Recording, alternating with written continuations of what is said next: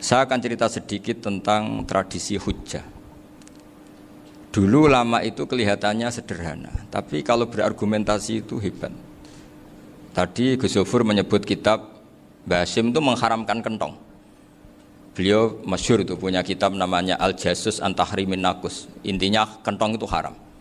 Secara dalil ini meyakinkan sekali, karena ketika Rasulullah rembukan sama sahabat, kita dengan apa memaklumatkan orang kalau waktu sholat masuk? Ada sahabat yang usul pakai kentong, dzaka lin nasara, itu Nasrani. Ya pakai buk itu semacam trompet besar, dzaka lil yahud. Kemudian ada yang usul kalau gitu api ya Rasulullah, dzaka lil majus. Sehingga dari hadis itu Mbah Hasyim berpikir kentong itu haram. Tapi Mbah Fakih Mas Kumambang itu mengkritik Mbah Hasyim dengan ngarang kitab Hazur Ru'us an Tahrimin Nakus. Jadi beliau ngomentari kitab itu sambil geleng-geleng kepala. Kitab kok keliru nganti ngono. Itu jadi cara pikirannya siapa Ki Fakih. Kentong di Indonesia itu kanggo wedhus dicolong gitu. Pos kampling gitu. Kalau ada banjiran ya kentong, ada maling ya kentong. Jadi enggak ada persamaan sama sekali dengan kentong yang milik orang apa? Nasrani. Sehingga di pondok saya itu ada kentong tapi jelek sekali. Karena itu satu-satunya cara supaya beda dengan kentong yang di gereja. Kalau elek kan mirip kentong di pos kampling. Itu ya agak-agak ilmiah sedikit. Dulu ceritanya Gus Zofur itu saya teruskan. Itu singkat cerita, itu kalau yang di kejadian di Termas itu Mbah Dimyati sudah nyuruh semua kentong disembunyikan karena mau ada Mbah Hasyim. Cerita itu mukarrar di Kiai Fakih sama di Kiai Dimyati Termas. Setelah kentong dikumpulkan semua, Mbah Hasyim datang, senang, ngiranya Syekh Dimyati ini sependapat dengan beliau, yaitu sama-sama enggak ada kentong. Tapi setelah itu ada santri yang matur, Mbah Dim pun beres kentong pun kula delikno sedanten. Itu di depan Mbah Hasyim. Jadi GR-nya Mbah Hasyim bahwa Mbah Dim itu sependapat akhirnya hilang. Ternyata ini akal-akalan toh gitu. Karena santrinya matur, Mbah Dim pun beres sedanten kentong beduk sudah disingkirkan. Itu di depan Mbah Hasyim. Saking lugunya santri, nah saking ikhlasnya agak ngerti mahalus syahid ini adalah Mbah Hasyim. Saya mau meneruskan cerita Gus Zofur. Dulu Mbah Mun ngaji di Lirboyo, tapi Kiai Makhrus ngaji sama Kiai Khalil Harun. Kiai Khalil Harun itu adik juga sekaligus muridnya Mbah Umar Harun. Mbah Umar Harun itu generasi kedua setelah Mbah Ghazali. Beliau menantunya Mbah Ghazali, tapi ya sudah ponaan. Sehingga tradisi ini penting karena saya berkali-kali bilang di mana-mana. Status orang tua dan mbah itu adalah terserah anak cucunya. Bukan terserah mbahnya, tapi terserah anak cucunya. Saya tidak akan bosan mengingatkan ini. Saya pernah di makamnya Nabi Yakub, itu ya dikemuli bendera Israel. Di makamnya Nabi Dawud. Nabi Ibrahim juga dekat sinagog. Sehingga Quran membela Nabi Ibrahim disebut maka anak Ibrahimu Yahudi wala Nasrani. Karena ketika beliau berposisi di Israel, kemudian penguasanya adalah Yahudi, bisa saja makam ini ditulisi dan distatuskan ala Yahudi. Ya seperti Nabi Yakub. Nabi Yakub itu nabi yang kita yakin tentu berkeyakinan beliau orang baik, orang muslim, orang mukmin, tapi karena di desain mereka ya dikemuli bendera Israel dan disebut Abul Yahud. Karena kita tahu nama lain dari anaknya Nabi Yakub adalah Yahuda bin Yakub bin Ishak bin Ibrahim. Sehingga perasaannya orang Yahudi menjadi Yahudi itu yang ngikuti mbah-mbahnya. Nah khawatir saya ketika buyut-buyut kita kaya. Buyut saya itu orang kaya dulu, namanya Badur Rahman. Itu kaya sekali, tanahnya banyak. Dulu cerita Mbah Hasyim ya kaya sekali. Mbah Maksum juga kaya, Mbah Abdul Aziz juga kaya. Karena dulu itu inginnya kiai itu yo ketok sugih lah, gak ngel-ngelo santri. Tapi nanti kalau cucu-cucunya sudah ndak alim, itu ndak dianggap punya tanah itu karena untuk fasilitas santri. Aku tak kedonyan, mbah-mbahku ya kedonyan. Buktinya tanah ombo itu. Karena dia akan menafsiri sesuai cara berpikir. Makanya sanad keilmuan yang diceritakan Gus Zofur itu harus diulang-ulang. Kalau nggak diulang-ulang, maka kita akan berpikir sendiri untuk menafsirkan masyayikhon al-kiram atau ajdadan al-kiram. Nah, ini yang bahaya, yang sering Quran mengingatkan. Jadi ada status yang disematkan oleh anak cucu kayak orang Yahuda tadi. Yahuda bin Yakub bin Ishak bin Ibrahim itu menstatuskan mbah-mbahnya yang bernama Ibrahim itu Yahudi. Sampai Quran sendiri yang bela makana Ibrahimu Yahudi wala Nasrani. Karena secara geografis sekarang Ibrahim di Israel dan otoritas itu juga milik mereka, sehingga mereka bisa masang-masang atribut yang menunjukkan kalau itu Yahudi. Beberapa al-alim al-alamah yang minnah itu sudah wafat dan kadang-kadang dzurriyyahnya itu tidak kita. Kalau sekarang orang bahasakan kubu sebelah. Akhirnya ya nggak boleh dikholi, nggak boleh diziarah. Terus seakan-akan yaqtaduna bi ra'yi, seakan-akan mereka berpendapat dengan pendapat syekh ini, padahal enggak. Nah, sehingga tradisi ketersambungan sanad tadi, baik secara genetik atau secara asbab, itu harus terjaga. Saya beberapa kali banyaklah sering diceritain Mbah Mun. Dulu Mbah Munawir ini cerita ya, Mbah Munawir itu saking senenge kitab, ben santri ini iso ngaji kitab. Itu kalau ada alumni Lirboyo, alim disuruh baca muin di sini itu Mbah Munawir ikut. Saking ingin tasjiknya, ingin ngajari santri bahwa ngapal Quran itu hafal tok, tapi yo paham. Dan penggalinya Mbah Munawir itu sampai klimaknya dulu Mbah Zaini itu nate nikah sama Nyai Komariah kalau nggak salah, binti Karim, binti Manap. Punya putra Gus Habib, Gus Toha yang diantara putrinya dinikahi Gus Rosin ini. Terus akhirnya kesampaian juga ketika Mbah Munawir punya mantu alim alamah namanya Mbah Ali Maksum, angsal Nyai Hasyimah.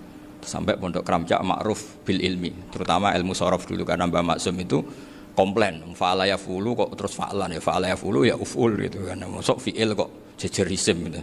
Jadi dulu kata Mbah Mun itu ada persaingan ilmu sorof, sorofnya Mbah Maksum Ali Kuaron sama Mbah Ali Maksum Jogja. Jadi wali antok, yang satu Maksum Ali Kuaron, yang satu Ali Maksum. Ya itu dulu saingan ngarang sorof. Nah ini yang menang siapa? Ya terserah duriannya. Kalau duriannya keren ya menang karena terserah yang kampanye. Saya bayangkan adekan Mbah Zubair tidak punya anak sealim Mbah Mun, mungkin halnya Mbah Zubair juga tidak sewow kalau punya putra Mbah Mun. Karena saya berkali-kali bilang kalau dalam syair Arab itu kama takarroma, kadang dilafatkan kama tasyarrofa bi Muhammadin adnanu. Orang berpikir Adnan itu siapa? Itu karena ada Nabi Muhammad SAW. Orang mencari-cari Mbah Mun itu mencari Mbah Zubair karena ada Mbah Mun. Orang mencari Mbah Dahlan karena ada Mbah Zubair. Wong kok alime ngono iku bapake sapa? Wong kok alime ngono iku putune sapa? Tapi kalau kita ini sudah ndak alim, ini orang sudah enggak tertarik nyari-nyari leluhurnya karena dianggap selesai. Jadi yang dengan tanda kutip yang menghabisi mbah-mbahnya itu ya mesti cucunya itu. Ini mbok ngamuk, mbok peringatan, tapi ini juga peringatan pada diri saya sendiri. Jadi sehingga dzurriyyah ini penting. Kenapa para nabi mesti donga dzurriyyatan thayyibah? Kenapa selalu berpikir tentang dzurriyyah? Wa ja'alaha kalimatam baqiyatan fi aqibi. Karena dzurriyyah ini yang nanti bisa menstatuskan leluhurnya. Seperti tadi cerita Mas Maftuh, ini tak puji betul, saya hari ini tidak ingin gojlok supaya kewalian saya tidak tergerus oleh kedoliman. Saya pernah diceritain Gus Zofur, juga sering baca buku tentang Mbah Maksum. Dulu Mbah Maksum kalau wasiat kembali ya gitu, kamu harus NU dan harus mempertahankan NU, tapi tidak dengan cara membenci Muhammadiyah. Dulu Mbah Mun juga sering cerita, dulu Mbah Hasyim itu ngaji Syekh Mahfud. Nah, Mbah Ahmad Dahlan dulu namanya Darwis, sering ngaji sama Syekh Khotib Minangkabau. Zaman itu Syekh Khotib sudah modern, sudah ikut gerakan Abdu, gerakan Almanar. Sehingga bawaannya Mbah Ahmad Dahlan ini agak agresif. Yang Mbah Hasyim karena hanya mulazim di Syekh Mahfud, hanya sesekali ngaji Syekh Khotib, beliau lebih seperti itu. Dan dua beliau ini sama-sama pernah ngaji Mbah Soleh Darat di Semarang, Mbah Hasyim sama Mbah Ahmad Dahlan yang dulu namanya Darwis. Jadi ini masih min minuskatin wahidah mimam bain wahid. Sehingga kita tidak kaget ketika Mbah Ali Maksum mengomentari Muhammadiyah itu masih ahli sunnah wal jamaah. Makanya nanti terakhir saya baca kitabnya Mbah Ali dan sering saya pelajari. Andai kan kita ini sepakat dengan ilmu, ya kita tahulah. Kalau Abu Hanifah itu tidak kunut, Imam Syafi'i kunut, berarti kunut itu mazhabnya Abu Hanifah, bukan mazhabnya Mbah Ahmad Dahlan. Apa tidak kunut itu mazhabnya Abu Hanifah, bukan mazhabnya Mbah Ahmad Dahlan. Kita kunut itu mazhabnya Imam Syafi'i, bukan mazhabnya Mbah Hasyim. Ini semuanya masih dalam bingkai ilmu. Adzan qabla subhi juga riwayatnya jelas. Tidak adzan ya sudah perilaku kita sudah jelas. Dulu Mbah Mun sering didik kita gitu. Saya sering dengar cerita kalau dulu Pak Arif Fakhruddin begitu hormat sama Mbah Ali, apalagi dzurriahnya Mbah Azhar Basir, karena beliau dulu do ngaji di Termas. Dulu itu nggak ada masalah karena semuanya dianalisis pakai ilmu. Tapi sekarang pakai identitas, yang kunut tuh NU, yang nggak kunut Muhammadiyah. Berarti Abu Hanifah itu Muhammadiyah, Imam Syafi'i itu NU. Berarti Imam Syafi'i itu ya anak buahnya Ki Miftahul Ahyar kira-kira gitu kan. Nah, karena anak buahnya Pak Said Akil. Kan terus jadi repot. Dulu kita ini pengagum ilmu, bukan pengagum perbedaan. Sehingga di sini yang saya kagum dari sekian ceritanya Mbah Ali Maksum, supaya kitab ini to the point, supaya nggak lama-lama karena waktunya juga. Nanti kalau kemalaman ini kena semprit ini sudah. Ini diantara yang diceritakan Bali itu unik. Imam Syafi'i itu sering tawassul, sering wasilah sama siapa itu? Abu Hanifah. Ini sudah tak petakan, saya baca yang sensitif lah, so yang ini ya. Ziyar al-Babus Samin, terus sebentar ini yang bab tawassul.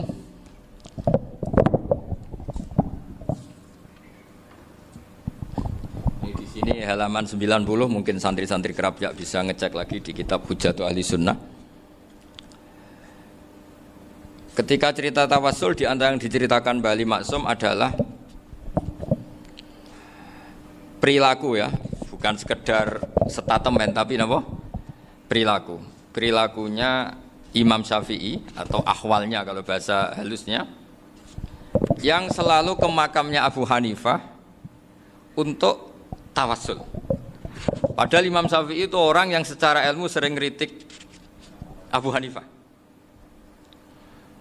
Jadi ini saya baca ini di halaman 100, jadi tawassul mulai halaman 9 berapa ini sampai halaman ini yang qala sami'tu Syafi'iyya yaqul inni la atabarraku bi Abi Hanifah wa aji'u ila qabri fi kulli yaumin zairan fa idza uridat li hajatun shallaitu rak'atain, halaman 100, waji'tu wa sa'altu wa ta'ala al hajat indahu fama tab'udu anni hatta tuqda.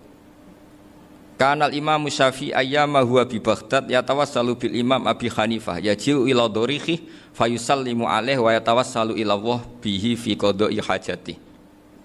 Terus wa yatawassalu Imam Ahmad bi Imamina Syafi'i. Jadi di antara yang diceritakan Mbah Ali Maksum itu betapa Imam Syafi'i yang terkenal sering mengkritik Abu Hanifah dalam tatanan fikih karena beliau tidak percaya ada istihsan. Abu Hanifah berpendapat adanya istihsan, dan kita tahu lah ikhtilafu Syafi'i wa Abu Hanifah itu besar sekali.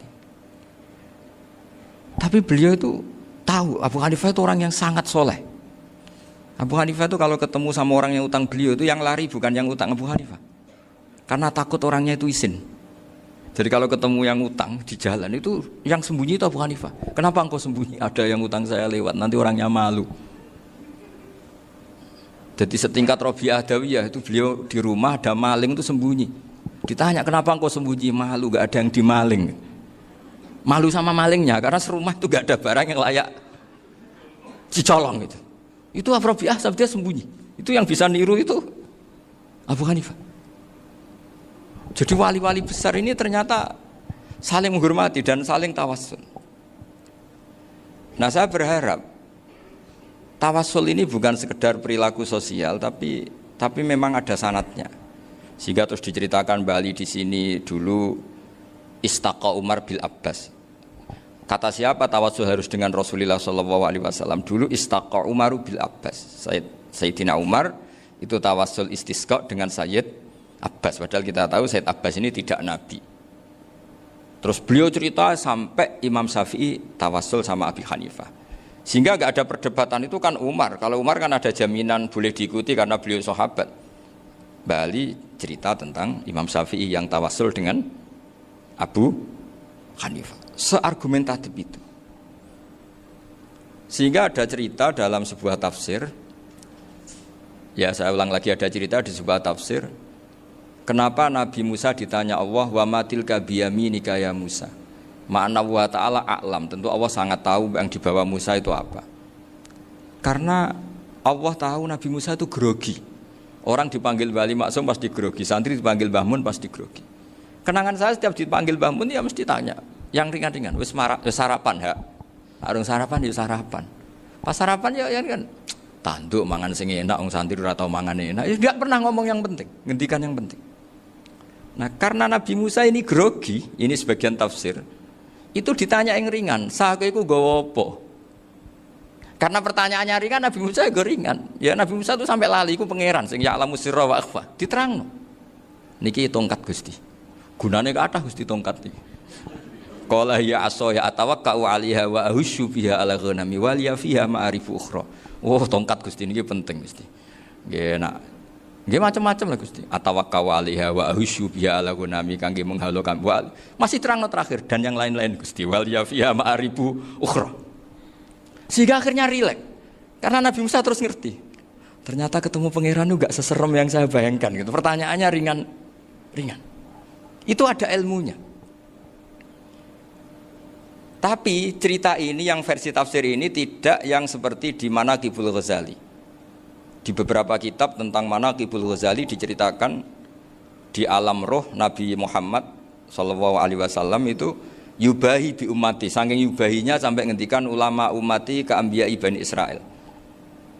Ulama umatku itu pinternya atau statusnya itu mirip-mirip lah. Kaf itu ya mirip-mirip kayak ulamanya nabinya Bani Israel.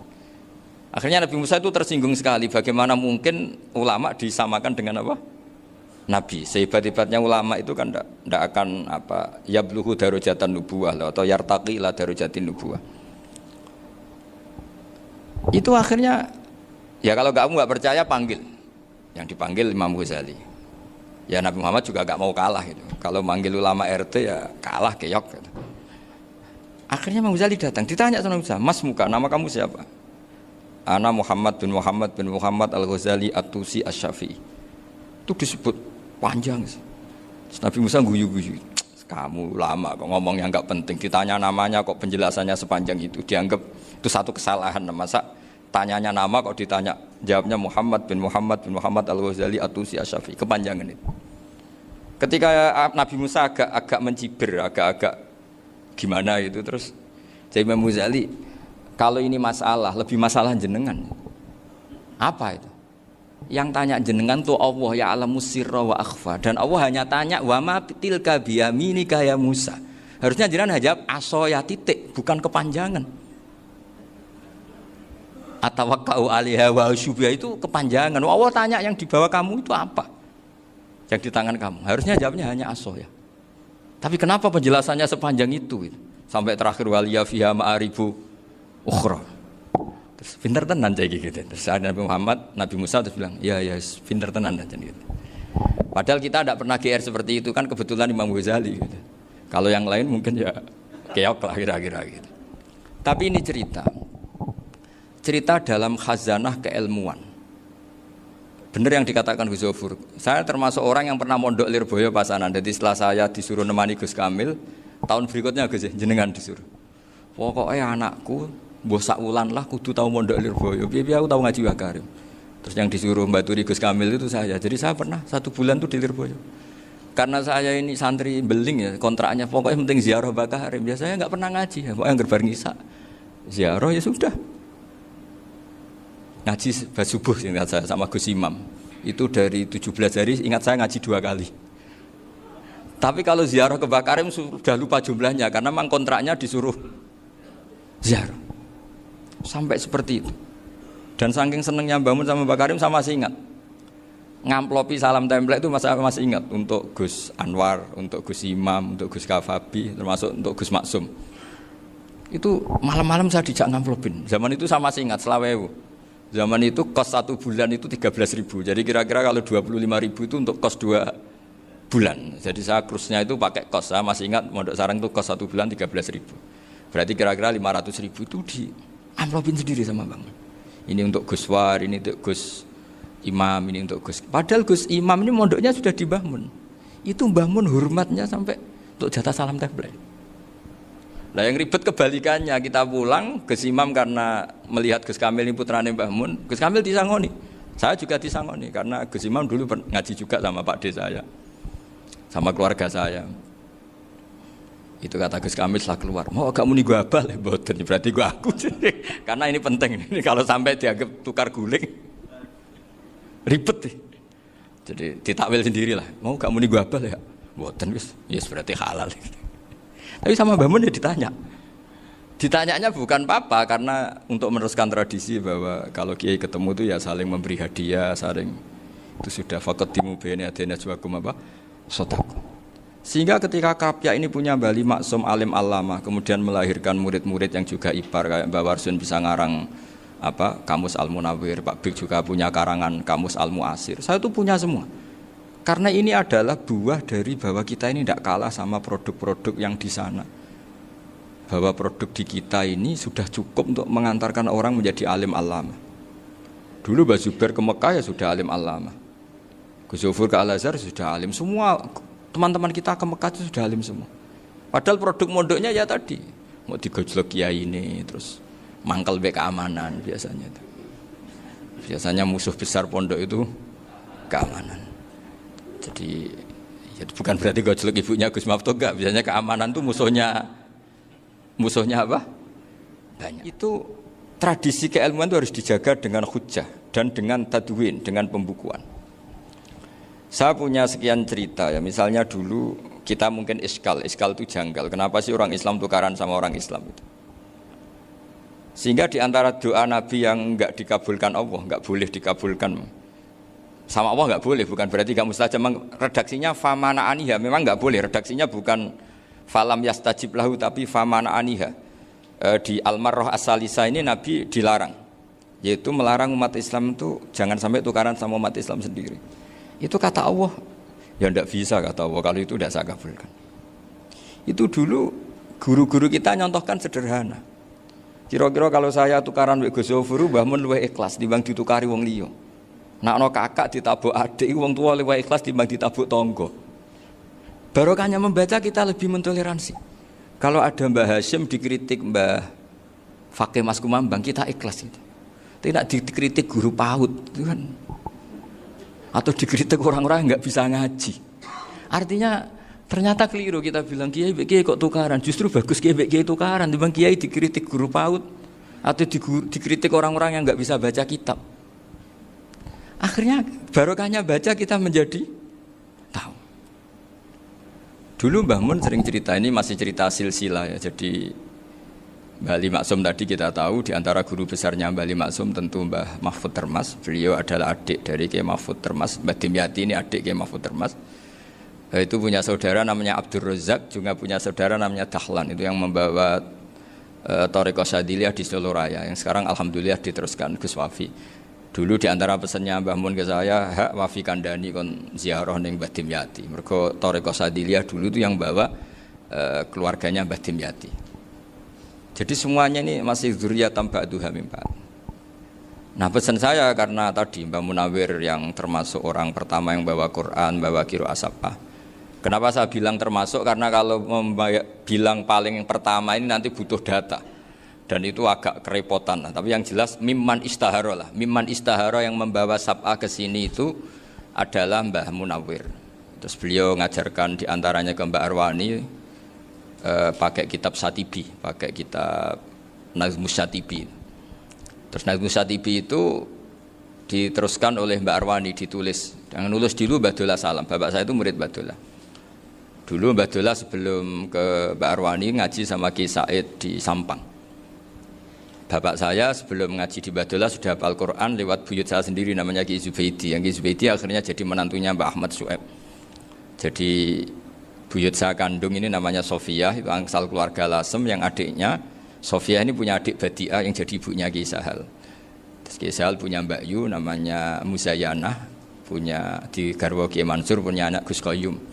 Jadi dulu ibu saya, ibunya Gus Sofur, ibunya Pak Maftu itu semuanya di Lasem. Karena saya dari keluarga Gen ya Lasem, dari keluarga sanad guru ya Lasem. Tapi Lasem Bahdawi itu dulu ngajinya di Mbah Umar Harun di Sarang. Mbah Umar Harun ini menangi Sayyid Ahmad Zaini Dahlan. Sayyid Zaini Ahmad Zaini Dahlan ini punya cucu keempat yang hidup di Sedan, terus makamnya di Lasem, namanya Habib Haidar, itu yang nulis biografinya Mbah Maksum. Mbah Maksum bukan Bali, biografinya Mbah Maksum. Itu ditulis oleh Habib Haidar, namanya Haidar bin Hasan bin Sodaqoh bin Ahmad Zaini Tahlan. Nah, Habib Haidar ini menantunya Sayyid Hamzah Sato. Hamzah Sato itu Hamzah bin Abdullah bin Umar, itu kakaknya Sayyid Abi Bakar Sato, Sohibul I'anah. Nah, Sayyid Umar ini yang dulu ngajari mbahnya Mbah Mun namanya Ahmad bin Su'aib. Nah, di antara ajarannya adalah baca kitab-kitab kecil yang bisa dihafal. Dibawalah ke sarang jadi metode muhafadzah. Tapi kemudian lama-lama oleh pondok itu jadi syarat kenaikan kelas. Dulu nggak ada muhafadzah untuk kenaikan kelas ya, supaya orang alim itu harus hafal. Lama-lama dipakai syarat untuk muhafadzah. Jadi semua ini sanad harus kita ingat supaya kita bisa menjaga tradisi. Termasuk tradisi ini kiai seneng jagungan, terus ngomong penting gitu. Itu juga sanad. Setahu saya Mbah Mun itu kalau ketemu bapak ya guyon terus. Saya punya kenangan tuh yang dulu agak iskal tuh begini. Ada isu lah, entah isu entah hoax entah apa, ada kaji itu agak beling itu, pokoknya beling lah gitu. Seneng siapa itu, rondo lah apa itu. Pokoknya beling gitu. Ketika Mbah Mun dilaporin tamu kalau kaji itu beling sama rondo itu, Mbah Mun tanyanya lucu. Lho ayu no cung. Wahyu banget Mbah. Wahyu. Itu bapak juga bakas ayu nih. Dulu saya sekali ini kiai kok bakas wong ayu, bakas budine barang lah kira-kira gitu. Tapi setelah saya tambah alim, tambah ngerti itu, kata bapak gini, ya abek bakas ayu hak timbang iya no malah kozaf. Ternyata seni. Sekali Mbah Mun atau bapak bilang waji kok zino kaji, maka larinya ke kozaf. Maka menghindari bahasa menuduh, ngomong yang nggak penting. Loh ayu no. Jadi kiai dulu tuh orang sok suci tapi menghindari hal-hal yang jadi punya seni untuk ngelola kehidupan. Orang bermalam-malam jagungan sama teman asik itu kan perlawanan terhadap nafsu kita, syahwat kita untuk mungkin nikmati dugem di bar atau di tempat-tempat maksiat. Itu setan di Indonesia tuh kakuati sama Ki Jawa. Orang supaya tidak tertarik maksiat itu Ki Jawa cukup ketemu kancane masak terong guyon, gejolok-gejolokan zaman mondok, sewengi lulus sangka maksiat. Bar wis tutup. Perlawanannya sederhana, nggak pakai tahajud, nggak pakai wiridan, karena Ki Jawa juga koyoknya rapati potongan ahli ibadah gitu, itu jagungan gitu. Jadi setahu saya itu pernah lihat Bali itu sekali ketika beliau ngisi ceramah di Mbah Hamid Bedowi, saya masih kecil diajak bapak. Dulu kalau bapak ngelihat Bali sama Mbah Hamid itu mesti nangis, karena dua orang alim bertemu. Yang akhirnya ya bisanan itu Mbah Hamid punya anak Gus Nasih, di sini ada Mbah Nafisa, terus jadi Mbak Salih Hindun itu. Jadi dulu tuh ya guyon terus ketika ketemu. Itu yang sering bodoni Mbah Hamid itu ya Ki Bisri.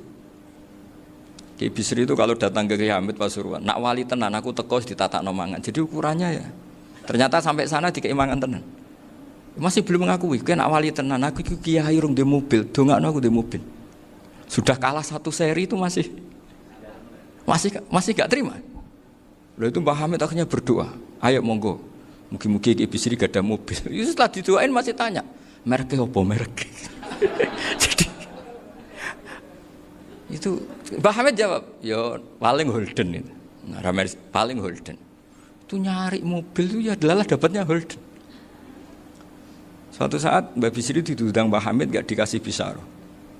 Karena utangnya sudah banyak Mbah Hamid, Mbah Bisri ini utang tadi, utang doa tadi.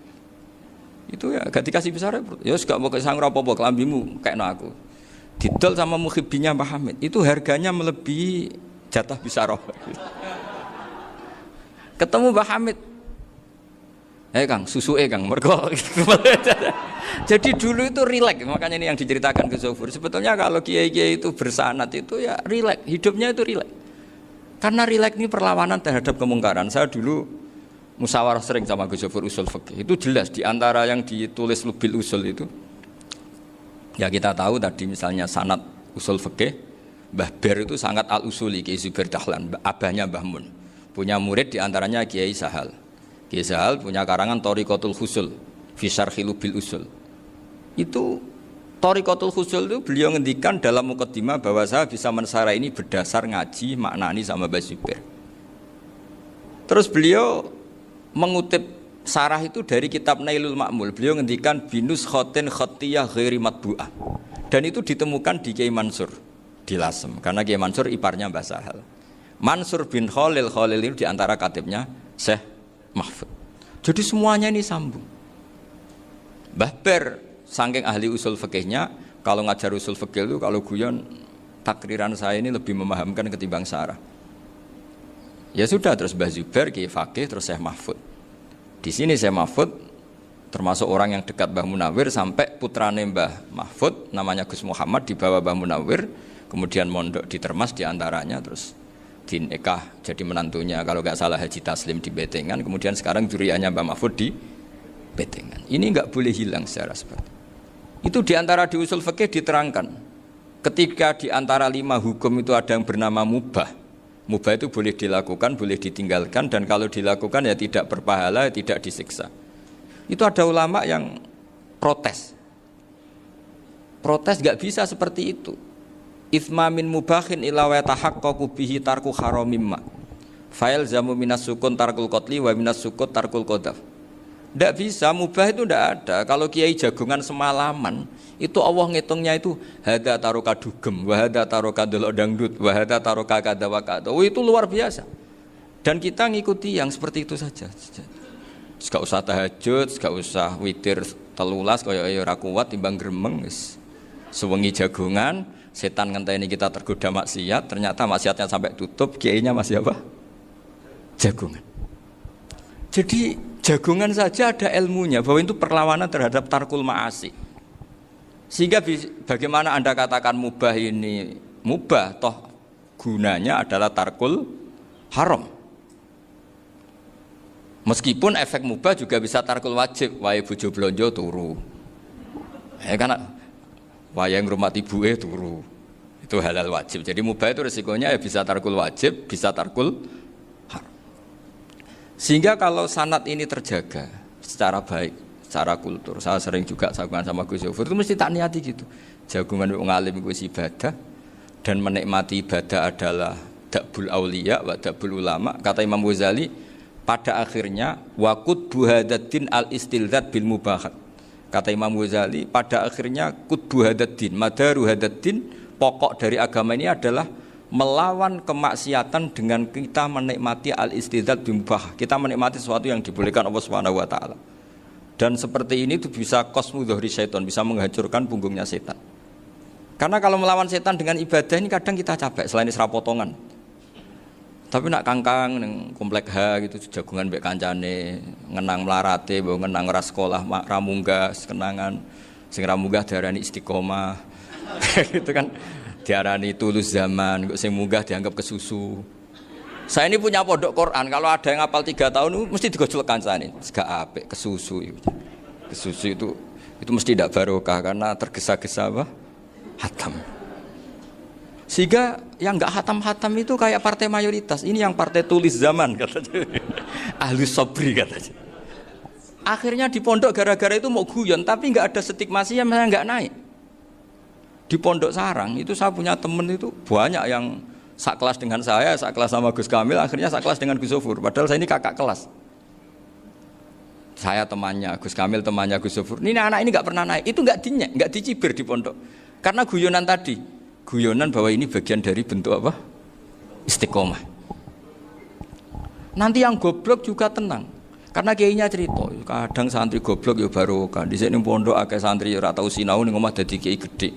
Selalu kiainya tuh cerita seperti itu. Akhirnya sing goblok ya bangga dengan kegoblokannya. Iya, jadi kiai itu orang yang meskipun guyon ini barokahnya Masya Allah. Dan setahu saya kiai-kiai alim itu ya senengannya guyon, karena tadi guyon itu luar biasa. Bapak saya itu kalau pesan sama saya itu enak ngaji wis guyon nice. Wong ning omah mikir utang, mikir wedi bojo macam-macam kok ngaji kok jak nangis pisan, nangis ping pindho gitu. Sudah jak guyon ae. Paling gak lali. Dan beliau punya dalil kul bi fadlillah bi rahmati fa bidzalika falyafrah. Jadi jangan sampai orang ini farah bil maksiat, jangan sampai orang itu. Dan ini yang saya kenang dari sekian cerita murid Bali. Mbah Ali Maksum ya senangane guyon. Gojlok-gojlokan mbek santri guyon. Ini saya maklumatkan ke semua santri beliau bahwa ini bukan sekedar guyon, tapi al-istildzat bil mubahat. Ini adalah perlawanan terhadap setan karena banyak orang bisa senang tuh kalau nunggu maksiat. Ini bisa senang dengan sesuatu yang tidak maksiat. Itu kayak apa hebatnya? Makanya Nabi itu kalau ketemu sahabat ya sering ngendikan yang ringan-ringan. Ya Umar ma'afalan duher jong mana piye ije. Kalau ketemu anak kecil ya. Nanti ketemu yang tua-tua yang sudah nggak bisa mikir ya cerita-cerita. Saya mohon sekali murid-murid kerap ya. Jangan hanya ngaji fikih. Kalau hanya ngaji fikih itu posisi Abu Hanifah itu seakan-akan nyuwun sewu orang yang sangat tidak ahli hadis. Karena beliau di situ kelihatan kalah sekali dengan Imam Syafi'i. Apalagi di perdebatannya Muhammad bin Hasan Asy-Syaibani dengan Imam Syafi'i itu kelihatan sekali betapa Abu Hanifah itu orang yang nyuwun sewu ditinggalkan dalam ilmu hadis. Sampai beliau hanya dapat gelar min ulama ahli ra'yi, termasuk ulama yang kuat logikanya. Juga harus baca kitab-kitab seperti ini. Ternyata di balik Imam Syafi'i mukhalif pada beliau di bab-bab fikih, perilakunya sangat hormat. Sampai beliau itu kalau tawassul ke kuburannya Abu Hanifah. Dan beliau ngendikan an-nasu fil fiqhi iyalun ala Abu Hanifah. Semua orang yang ahli fikih itu masih anak buahnya Abu Hanifah. Saya berkali-kali cerita, mazhab Syafi'i itu alatut tadhir hanya dua, yaitu alma wa turab. Abu Hanifah nambahi wanar. Alasannya Abu Hanifah orang mukmin yang dosanya banyak itu dibakar di neraka, dan alasannya Allah litadhirihim, untuk mensucikan mereka. Sehingga pikirannya Abu Hanifah an-nar itu min alatit tadhir. Apa yang terjadi ketika bata itu batu bata yang dibakar, di situ campur teletong, campur apa-apa, itu kalau sudah mazhab Abu Hanifah selesai, sudah suci. Karena sudah ngelewatin pembakaran. Meskipun kita tidak akan kalau kehilangan air terus wudu dengan api, bisa bunyak semua itu. Tapi apapun itu menjadi solusi. Sehingga saya punya kitab namanya Ikhtilafu Malik, Ikhtilafu Malik wa Abu Hanifah atau Ikhtilafu Syafi'i ma Abu Hanifah. Itu kelihatan sekali kalau Abu Hanifah itu nyuruh saya posisinya kalah. Karena yang ngarang orang-orang Syafi'i. Tapi kalau melihat kitab-kitab kewalian, misalnya di kitab Mizan Kubro ini juga sering disebut kisah itu Mbak Ali Maksum tentang Imam Sa'roni. Berkali-kali beliau mengutip Mizan Kubro. Itu Abu Hanifah adalah orang yang sangat mukasyafah. Artinya ketika Nabi cerita air wudhu itu menjatuhkan dosa, tidak ada air wudhu yang jatuh ke kamu kecuali saat itu juga dosa kamu jatuh. Itu beliau datang ke Madharota Kufah. Kemudian beliau bilang sama si orang tua tadi, tub anizina. Orangnya terus bilang atubu minazina. Ada lagi pemuda datang dibilangin tub an ukuki walideka. Terus bilang tub tu an ukuki walidaya. Sampai yang terakhir ada tub an simai alatilahwi atau an samai alatilahwi. Terus tub tu an samai. Ketika orang itu ditanya, kenapa engkau begitu tahu dosanya apa?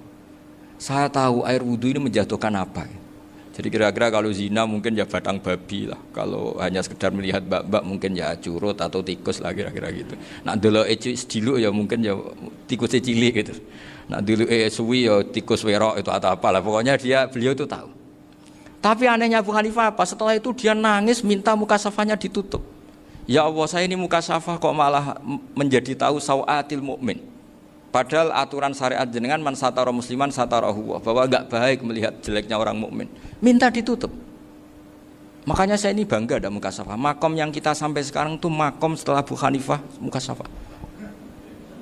Jadi Abu Hanifah repot-repot mukasafah, minta makomnya ditutup tidak menjadi mukasafah. Dan alhamdulillah kita sudah tidak mukasafah sebelum minta ditutup. Jadi kita ini keren. Keren karena aturannya itu man satara musliman satara huwa, yang tidak tahu aibnya orang muslim maka Allah akan nutupi aibnya di akhirat. Dan kita alhamdulillah barokahnya tidak mukasafah, tidak ngerti aibnya orang mukmin. Jadi kita harus pakai patokan ilmu. Saya ulang lagi, kita harus pakai patokan. Makanya saya tahu betul ketika Kiai Hamid Pasuruan, beliau dulu ngaji Jamul Jame, ngaji Juman, Bali Maksum di sana sama Gus Habib, sama Gus Muhammad bin Mahfud, termasuk mbah saya kandung dulu Kiai Sidik, mbah saya yang dari itu juga ngaji di Termas. Bapak saya dulu Kiai Nur Salim ngaji di Buyut Baiti.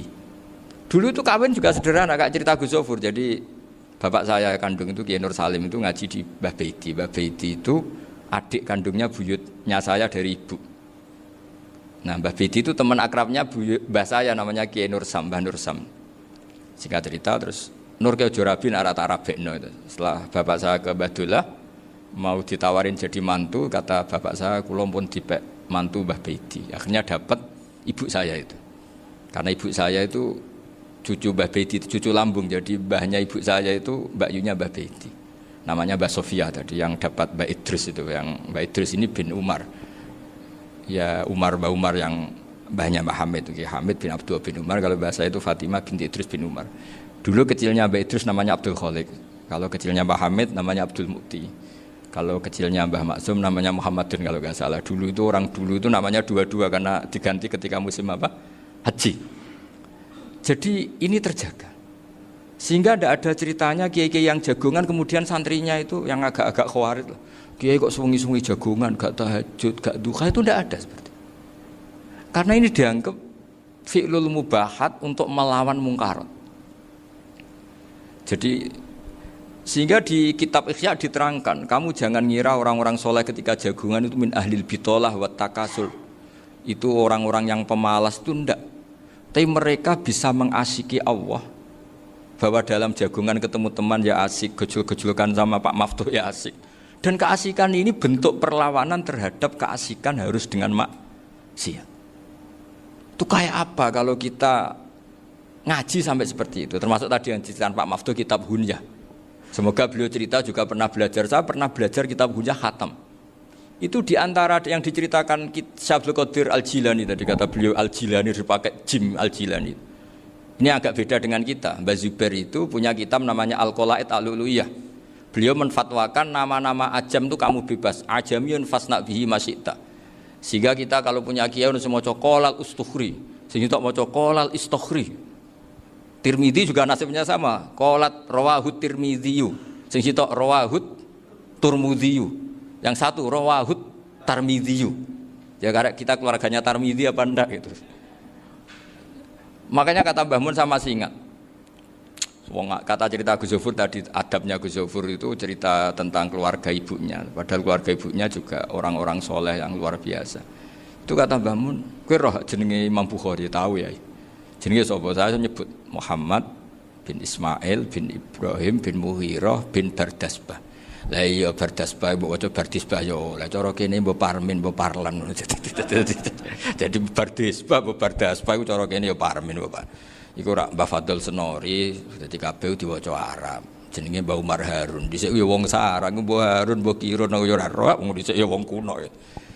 Jadi kalau versi Mbah Fadl, termasuk yang pertama bikin nasab Mbah Maksum itu tulisannya Mbah Fadl yang dikutip Habib Haidar tadi. Ya saya seperti Gus Zofur juga mencari-cari hubungan ulama-ulama di Jawa. Itu Mbah Mun itu kalau bicara ya mbahku ono sing jenenge Kiai Serut. Kalau ditulisannya Mbah Fadl itu Syaraf. Jadi Mbah Fadl itu fanatik orang-orang alim itu ditulis Arab, kalau Mbah Mun itu Jawa. Dulu tuh ada wali seto di daerah saya. Dulu orang ya janggal, ternyata ada sato itu kesamaan di Arabnya itu. Sato. Sehingga kiai-kiai itu ada fanatik Tirmidzi, Turmudi, Tarmidi, Jilani, Jailani karena ajamiyun fasna bihi masyita. Jadi kalau nama-nama ajam semonggo lah baca sekenanya sementing. Cuma mungkin tahqiqnya benar Pak Maftuh tadi memang di Mu'jamul Buldan itu Al-Jilani bikasri jim ya sudah kita baca Al-Jilani. Sebab itu kayak Pondok Pelosok Lirboyo itu menurut saya bagus. Orang itu maknani betul sama gurunya. Kalau sarang enggak. Kalau Pondok Lirboyo, pondok yang tadi ternyata keluarga Mbah Munawir sini pernah bisanan yaitu Mbah Zaini pernah nikah sama Nyai Komariah ya kalau enggak salah, punya putra Gus Habib ya, Pak Toha dan sebagainya. Itu betapa hubungan pondok Quran sama pondok kitab dulu itu enggak pernah terputus. Bapak saya setelah hafal Quran itu dulu ngaji Mbah Zubair. Jadi bapak saya sering ngutip mu'en apa. Padahal bapak saya itu terkenal tuh. Beliau cita-citanya itu saya ingin hafal Quran kayak hafal Fatihah. Beliau itu sampai sepulahnya sekali. Karena beliau inginnya hafal Quran kayak hafal Fatihah. Termasuk murid terbaiknya Mbah Dullah bapak saya. Itu ya ngaji kitab. Sehingga kata Mbah Mun, jadi Mbah Munawir di mantu Bali Maksum. Itu ya sudah dipenggali. Sudah dipenggali dituruti pangeran. Lahirlah seorang Bali Maksum yang membawa. Tadi dulu itu ya Gus Muhammad yang ngaji di Termas, nanti Mbak Arwani sebelum ngaji di sini ngaji di Tebuireng. Sehingga Mbak Arwani bisa ngarang kitab. Beliau ngarang kitab tentang Sab'ah. Faidul Barokat namanya. Ya nulisnya ya fasih ya. Saya punya tulisan tangannya Mbak Arwani itu banyak. Saya juga punya tulisan tangannya Mbah Hasyim Asy'ari ketika nyurati buyut saya yang di Damaran itu pakai bahasa Arab. Jadi dulu itu Mbah Ali Maksum juga sama, surat-suratannya dulu sama tokoh-tokoh Muhammadiyah ya bahasa Arab. Nah ini harus kita dengar dari abna, dari bahwa Mbah Maksum kemarin yang diceritakan Gus Zafur di Khol Mbah Maksum, kue kudu belo NU, kudu tetap NU, tapi bukan dengan cara membenci Muhammadiyah. Tadi Pak Maftuh menguatkan sanad itu dari Pak Atabik bahwa Muhammadiyah termasuk ahli sunnah wal jamaah. Karena sama-sama tidak sabus sahabat, sama-sama ikromus sahabat dan sama-sama bermadzhab. Nah soal akhirnya ada beberapa yang rapati seneng ngaji ini yang agak ribet. Tapi kamu tidak usah ngeritik Muhammadiyah agak seneng ngaji, kayaknya juga sama kita nggak seneng ngaji juga banyak itu. Jadi kalau ngeritiknya masalah itu kan kita ya agak-agak sama. Ya jadi ternyata di sini terus ini yang terakhir supaya nggak lama-lama, Bali juga punya sisi keras sekali. Jadi dalam hal-hal yang khas ini di halaman 87 itu keras sekali. Beliau ngendikan wahal bi jununun hatta usdira amri lil mu'minin alla yazuru rasulahum. Jadi ketika saya tadi sudah bilang bahwa beliau sering muji Ibnu Taimiyah dalam banyak hal, tapi dalam banyak hal juga beliau mengkritik Ibnu Taimiyah ketika menafsirkan la tusaddur rihal illa ila salasati masajid. Kemudian Ibnu Taimiyah tidak mentasrekkan, tidak mensunatkan ziarah kubur Rasulullah sallallahu alaihi wasallam. Beliau mengkritik. Dan cara mengkritik adalah ngendikan ulaikal ladzina yuriduna ayyahulu bainahu sallallahu alaihi wasallam wa baina ummatihi fi nakhiyatin. Itu adalah orang-orang yang ingin membuat batas antara Nabi dan umatnya. Saya termasuk terinspirasi makalah Bali ini adalah bagaimana Anda mengkafirkan orang Islam berdasar qala Rasulullah sallallahu alaihi wasallam. Wan nabiyyu asyaddun nasi syafaqatan li ummati.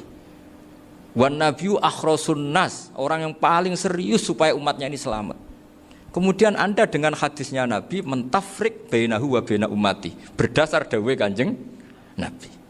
Itu cek mentalani. Makanya saya itu enggak pernah keras di bab ini. Misalnya nyuruh saya ada santri sarang yang nakal. Itu saya tidak berani komentar karena saya tahu Mbah Mun itu sangat mencintai santrinya meskipun yang nakal. Saya melihat sendiri bukan jari ada santri cara pelaturan pondok itu diboyong karena nakal. Itu Mbah Mun ngendikan begini. Ya cung yo ke diboyong itu cara aturan pondok. Nah aturannya pangeran ngger kowe tobat dadi wong apik ya dadi wong saleh. Ya kowe kudu tetep sering rene, tetep santri kudu nyo akhirat. Soal pondok ya ben ana aturan, ben menjen kowe nakal nemen ya diboyong, tapi kowe tetep wong apik. Jadi karena kita tidak mungkin mentafrik bainahu wa baina talamidhi. Kita tidak mungkin mentafrik baina nabi wa baina ummati karena nabi adalah apa? Asyaddun nasi syafaqatan li ummati. Sampai saking sayangnya nabi itu ngendikan syafaati li ahlil kabair min ummati. Lho koyo apa baiknya nabi? Ora melok nakal, ora melok maksiat, tapi melok nanggung swargane. Iku waktu gali sampean wis kowe utang gak apa-apa, bangkrut gak apa-apa, sing nyaur bapak. Gua sampean ngono top tenan. Anake yo ngawur tenan maksudnya itu, tapi top tenan. Lah nabi ku umate sing dosa iku umate, nabi sing nyuwun sewu, cara Jawane sing kangelan nyafaati. Karena nabi gak boleh dipisahkan dengan umatnya. Makanya kata Bali Maksum, ulaikal ladzina yuriduna ayyahulu bainan nabi wa baina ummati. Itu mereka adalah orang yang ingin memisahkan nabi dengan umatnya. Masa kita ngafirkan umatnya Nabi berdasar dawai Nabi? Itu kan sama, saya benci santri Anwar berdasar dawai Mbah Mun, padahal orang tahu semua begitu sayangnya Mbah Mun terhadap santrinya. Sama juga kamu benci santrinya Bali Maksum berdasar dawai Bali, padahal beliau sangat mencintai santrinya. Nah kultur-kultur seperti ini tidak boleh hilang. Kita punya sanad, punya guru, punya keluarga yang sama. Jadi mbah-mbah saya itu orang Tuban, dekat sama posisi Ibrahim Asmorokonti tadi yang diceritakan. Jadi di kampung saya, kampungnya bapak saya itu ada makomnya Siti Syariah, itu mbak kandungnya Sunan Bonang. Dan bapak dulu sering ngajarin ziarah saya ke Mbak Asy'ari. Mbak Asy'ari itu bin Jumadil Kubro, berarti Mbak Asy'ari itu saudaranya Mbak Ibrahim Asmorokonti, gurunya Sunan Bonang. Jadi Sunan Bonang ke Tuban tuh karena disuruh ngaji sama Mbak Asy'ari, Mudin Asy'ari itu yang di Bejagung itu. Jadi ini semua sanatnya itu jelas, aturannya jelas. Kan Sunan Bonang bin Ampel bin Ibrahim Asmorokonti bin Jumadil Kubro. Lah yang Mbak Asy'ari ini adiknya Ibrahim Asmorokonti, makomnya di Bejagung di Tuban. Dulu Sunan Bonang sebelum ngaji kemana-mana ngaji di Bejagung itu di Mbak Asari itu. Terus kemudian Sunan Bonang hidup di Lasem, di Pasujudan di Lasem. Makanya Lasem banyak orang alim karena ya dulu Sunan Bonang itu di antara aktivitasnya itu di Pasujudan di Lasem itu. Wafatnya gila di Bonang, kemudian mau dibawa orang Madura ke Madura, terus diambil Mbak Asari, pernah mbahnya karena Muammar Mbak Asari, terus dimakamkan di Bonang. Jadi cara berpikir Mbah Ali ini menginspirasi saya. Kita tidak boleh mengkafirkan umatnya Nabi berdasar dawuh Nabi.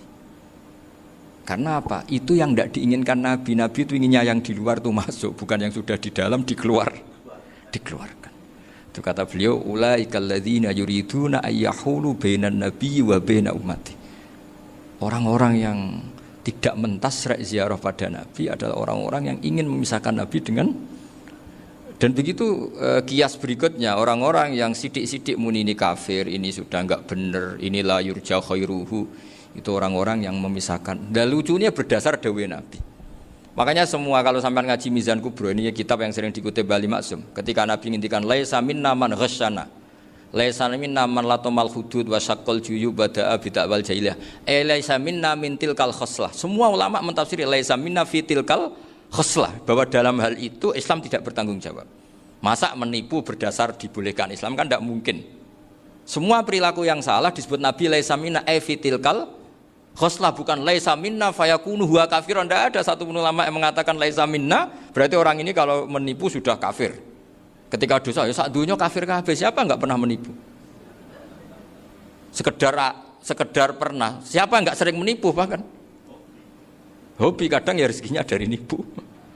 Lah itu kalau betul maknanya laisa minna terus kafir, semua orang di dunia kafir. Karena siapa sih yang selain Nabi yang enggak, selain Nabi kan enggak mungkin apa? Maksum. Belum lagi menurut teori usul fikih ada nipu yang wajib. Ya kan, misalnya kita orang baik ketemu orang dolim yang memburu perempuan mau diperkosa terus bersembunyi yang kita tahu. Kita wajib nipu apa wajib jujur? Ketika orang dolim tanya, perempuan tadi kemana? Wajib nipu apa wajib jujur? Wajib nipu, karena kalau kita jujur berarti memberi peluang orang dolim menemukan buruannya. Jadi betapa alimnya. Dan ketika kitab Mizan Sa'roni dipakai Bali, dipakai Mbah Mun, saya pernah ngaji Mbah Mun, terus kita tahu maknanya laisa minna fi tilkal khoslah. Sehingga kita tidak mengatakan laisa minna dengan terjemahan letterlek tidak termasuk umatku. Kita tidak akan menambahi fakta frek fayakunu kafirun, tidak akan selamanya. Karena maknanya laisa minna fi tilkal khoslah. Kenapa kita selalu begitu? Karena enggak mungkin kita memisahkan umatnya Nabi dengan Kanjeng Nabi berdasar dawuh Kanjeng Nabi. Karena Nabi adalah berstatus bil mukminina raufur rahim. Ya terus niki mohon maaf